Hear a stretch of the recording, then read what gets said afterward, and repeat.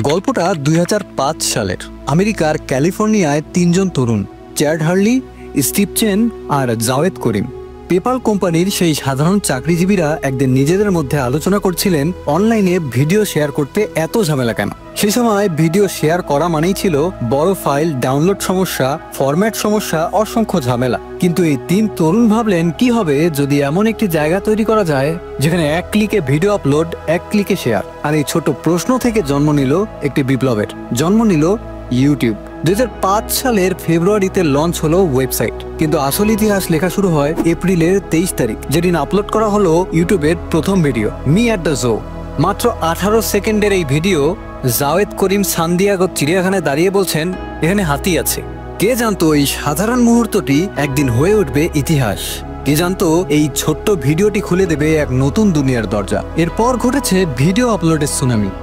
মানুষ আবিষ্কার করলো এখন থেকে তারা নিজেরাই তারকা, নিজেরাই নির্মাতা। প্রথমবারের মতো ইন্টারনেট পেল এমন একটি প্ল্যাটফর্ম যেখানে কণ্ঠস্বর আছে সবার। ইউটিউব হয়ে উঠলো ভাইরালের ঘর। এত দ্রুত জনপ্রিয়তা যে সার্ভার আর ব্যান্ডউইথ সামলানোই কঠিন হয়ে পড়লো। এই সময় দৃশ্যপটে এলো ইন্টারনেট দানব গুগল। তারা বুঝতে পারলো এটি শুধু একটি স্টার্টআপ নয়, এটি ভবিষ্যতের ইন্টারনেট। ২০০৬ সালে গুগল মাত্র ১.৫ বছর বয়সী ইউটিউবকে কিনে নিল $1.65 বিলিয়ন। এটা ছিল ইতিহাসের সবচেয়ে আলোচিত এক অধিগ্রহণ। গুগলের হাতে আসার পর ইউটিউব পেল নতুন জীবন।